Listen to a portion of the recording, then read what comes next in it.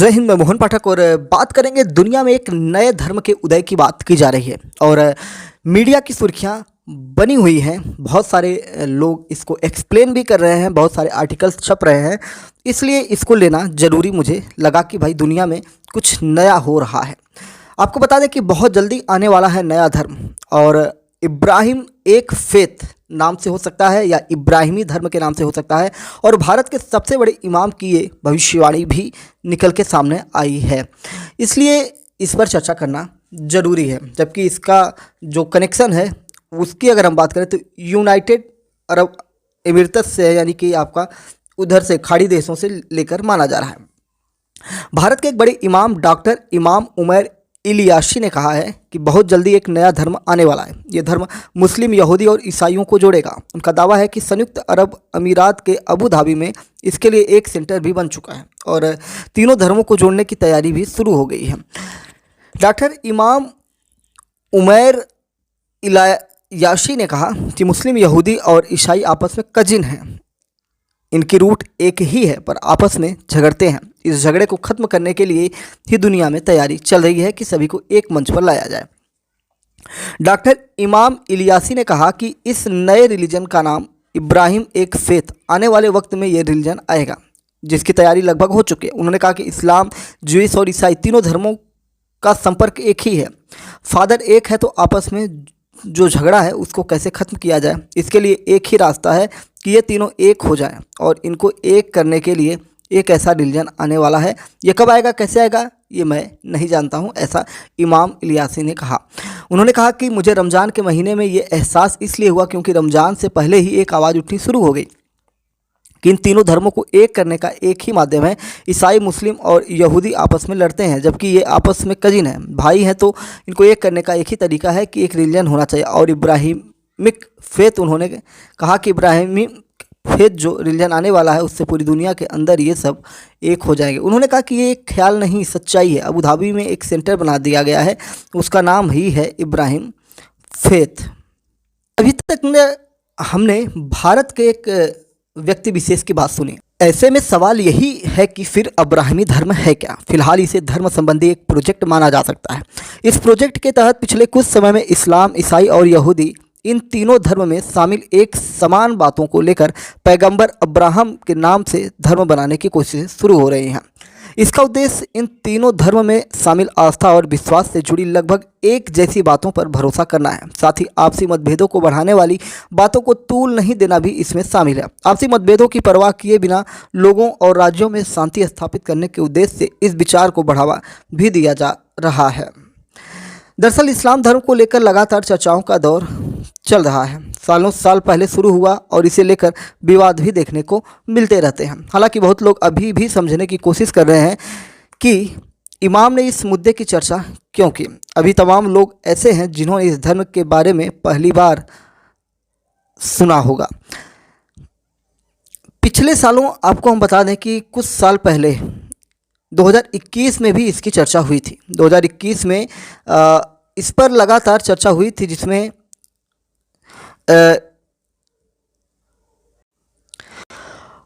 अल अजहर के शेख द्वारा दिए गए भाषण में विभिन्न धर्मों के अनुयायियों के बीच सह अस्तित्व की बात शामिल है। मिस्र के अलेक्जेंड्रिया में 2011 की क्रांति के बाद पोप शेनोदा तृतीय और अल अजहर के एक प्रतिनिधिमंडल के बीच बातचीत के बाद मिस्र फैमिली हाउस के गठन पर विचार किया गया था। दो धर्मों के बीच सह अस्तित्व और सहिष्णुता के बारे में बात करना तार्किक और अपेक्षित भी है। यह भी कहा जा रहा है कि शेख अल अजहर ने फैमिली हाउस से अब्राहिमी धर्म के हिमायतियों पर टिप्पणी करना उचित समझा। अल तैयब ने इस मामले पर बात शुरू करते हुए कहा, वे निश्चित रूप से दो धर्मों, इस्लामी और ईसाई के बीच भाईचारे को भ्रमित करने और दो धर्मों के मिश्रण और विलय को लेकर उठ रही शंकाओं के बारे में बात करना चाहते हैं। उन्होंने कहा, ईसाई धर्म, यहूदी धर्म और इस्लाम को एक ही धर्म में मिलाने की इच्छा रखने का आह्वान करने वाले लोग आएंगे और कहेंगे कि सभी बुराइयों से छुटकारा दिलाएंगे। अल तैयब ने नए अब्राहमी धर्म के निमंत्रण को अस्वीकार किया था। उन्होंने कहा था कि इसके जरिए जिस नए धर्म के निर्माण की बात हो रही है उसका ना तो कोई रंग है और ना ही उसमें कोई स्वाद या गंध है। उन्होंने यह भी कहा था कि अब्राहमी धर्म के पक्ष में प्रचार करने वाले कहेंगे कि लोगों के आपसी विवाद और संघर्ष को ख़त्म करेंगे, लेकिन वास्तविकता में यह अपनी मर्जी से आस्था और विश्वास चुनने की स्वतंत्रता जब्त करने का आह्वान होगा। अल तैयब ने तब ये कहा था कि अलग अलग धर्मों को एक साथ लाने का आह्वान यथार्थ और प्रकृति की सही समझ विकसित करने के बदले एक परेशान करने वाला सपना है। उनके मुताबिक सभी धर्म के लोगों को एक साथ लाना असंभव है। अल तैयब ने यह भी कहा था कि दूसरे के विश्वास का सम्मान करना एक बात है और उस विश्वास को मानने लगना दूसरी बात हो रही है। अब्राहिमी धर्म को लेकर अल तैयब की बातें सोशल मीडिया पर छाई थीं। कई लोगों ने इसकी प्रशंसा भी की थी, जिसमें अब्दुल्लाह रुश्दी भी शामिल थे। उन्होंने कहा था कि अल तैयब ने अब्राहमवाद के विचार को शुरुआती अवस्था में ही मार डाला है, जबकि बहुत सारे लोगों ने सोशल मीडिया पर इसमें विवाद उत्पन्न किया। विवाद और संघर्ष को समाप्त करने वाले इस आह्वान पर बहुत लोगों ने आपत्ति भी नहीं की कि भाई ठीक है, अगर कुछ कर रहे हैं तो करो, कुछ तो होना चाहिए। अल अजहर के शेख ने अपने संबोधन में अब्राहिमी धर्म के आह्वान के किसी भी राजनीतिक आयाम का उल्लेख नहीं किया, लेकिन सोशल मीडिया पर कुछ लोगों ने उस समय इस निमंत्रण को धार्मिक आवरण में लिपटे राजनीतिक आह्वान के रूप में अस्वीकार किया था। उनमें से मिस्र के कॉप्टिक पादरी हेगोमेन भिक्षुनियामी भी हैं, जिन्होंने कहा था कि अब्राहिमी धर्म धोखे और शोषण की आड़ में एक राजनीतिक आह्वान है। इस प्रकार से बहुत सारी चीज़ें इसको लेकर कंट्रोवर्सी भी बनती रही हैं, जो नया धर्म लाने की बात की जा रही है। नए धर्म को अस्वीकार करने वालों में वे लोग भी हैं इसे वैचारिक तौर पर ठीक मानते हैं, लेकिन वे इसे विशुद्ध रूप से राजनीतिक खेमेबंदी के तौर पर भी देखते हैं, जिसका उद्देश्य विशेष रूप से अरब देशों में इजराइल के साथ संबंधों को सामान्य बनाना और बढ़ाना भी शामिल है। अब अब्राहमिया शब्द का उपयोग और इसके आसपास के विवाद की शुरुआत कुछ सालों पहले संयुक्त अरब अमीरात और बहरीन द्वारा इजराइल के साथ हालात को सामान्य बनाने के समझौते के हस्ताक्षर के साथ हो गई थी। संयुक्त राज्य अमेरिका और उसके तत्कालीन राष्ट्रपति डोनाल्ड ट्रंप और उनके सलाहकार जेरेड कुशनगर द्वारा प्रायोजित समझौते को अब्राहिमी समझौता कहा जाता है। अमेरिकी विदेश विभाग की ओर से इस समझौते पर जारी घोषणाओं में कहा गया था, हम तीनों अब्राहमिक धर्मों और सभी मानवता के बीच शांति को आगे बढ़ाने के लिए अंतर सांस्कृतिक और अंतर धार्मिक संवाद का समर्थन करने के लिए प्रोत्साहित करते हैं। यह पैराग्राफ हालात को समान बनाने के समझौते के शुरुआती हिस्से के रूप में देखा गया था या शामिल है। इससे जाहिर होता है कि इजराइल के साथ संबंधों को समान बनाना विशुद्ध रूप से राजनीतिक या आर्थिक सौदा नहीं था, बल्कि इसका सांस्कृतिक उद्देश्य भी था।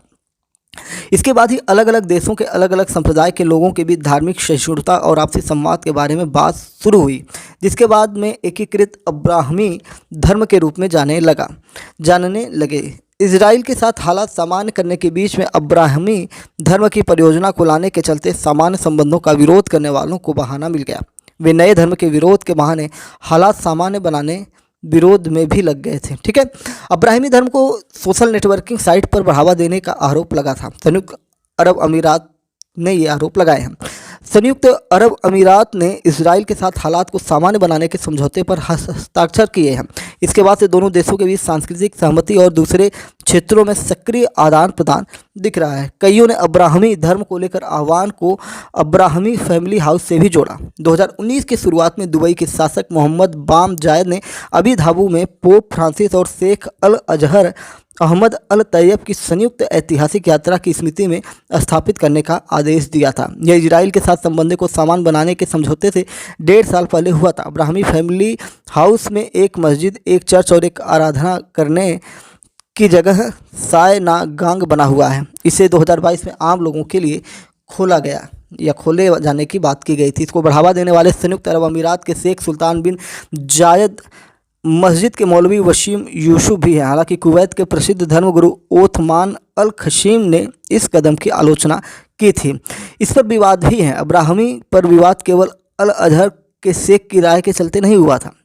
उस साल के मार्च में इराक के सदरवादी आंदोलन के नेता मुक्तदा अल सदर का एक ट्वीट आया था, जिसके मुताबिक इस्लाम धर्म और धर्मों की एकता के बीच कोई विरोधाभास नहीं है। बहुत सारी चीज़ें सोशल मीडिया में तैरती रही हैं। अब्राहमी समझौते पर हस्ताक्षर और नए धर्म की चर्चा के बाद इस्लाम के मौलवियों और धर्म गुरुओं ने इसे अस्वीकार करने की पहल शुरू कर दी। तारिक अल सुवैदान जैसे कुछ धर्म गुरुओं ने इसकी तुलना इस निंदा से की है। और मुस्लिम विद्वानों के अंतर्राष्ट्रीय संघ मुस्लिम विद्वानों की लीग और अरब मागरेब लीग ने एक सम्मेलन आयोजित किया, जिसका शीर्षक था अब्राहमी धर्म पर इस्लामी उलेमाओं की स्थिति। हालांकि इस विचार का बचाव करने वाले और इसे शांति का रास्ता बताने वाले भी कई माने जाते हैं। सब मिला जुला कर एक नए धर्म की उदय की बात की जा रही है, जिसमें 3 धर्मों को समेटने की बात की जा रही है और कहीं ना कहीं इससे एक नए धर्म को लाने का जो एक मार्ग है खोलने की कोशिश की जा रही है। लेकिन इतना आसान नहीं है कि किसी धर्म को नया, इतने धर्म दुनिया में पड़े हुए हैं, जिनमें इस्लाम की अगर बात करें तो इस्लाम सबसे बड़े धर्मों में से एक है, क्योंकि दुनिया के ज़्यादातर हिस्सों में इस्लाम धर्म को मानने वाले हैं, छोटे छोटे हिस्सों में हो जाते हैं। और भारत की बात करें तो भारत में भी दूसरे स्थान पर हिंदू के बाद, सनातन धर्म के बाद इस्लाम धर्म ही दूसरे नंबर पे है। तो ये सब चीज़ें कहीं ना कहीं जो लोगों को जोड़ने की बात की जा रही है, या कुछ लोगों का आरोप लग रहा है कि एक तरह का पॉलिटिकल एजेंडा है या 2 देशों के बीच संबंधों को सही करने की योजना है। तो कुछ भी हो, अगर कुछ सकारात्मक सोच बन रही है तो उसे देखने की ज़रूरत है, उस पर नज़र बनाए रखने की ज़रूरत है। फिलहाल अभी इस धर्म का कोई धर्म ग्रंथ नहीं बना है, ना ही इस पर विशेष अभी वैश्विक स्तर पर चिंतन किया गया है। चैनल पर नए हैं तो MPS हिंदी पर नए हैं तो चैनल को सब्सक्राइब करके daily current affairs, news analysis के लिए हमारे साथ जुड़ सकते हैं। अपने विचारों को कमेंट बॉक्स में भी बता सकते हैं। जय नमस्कार, भारत माता की जय।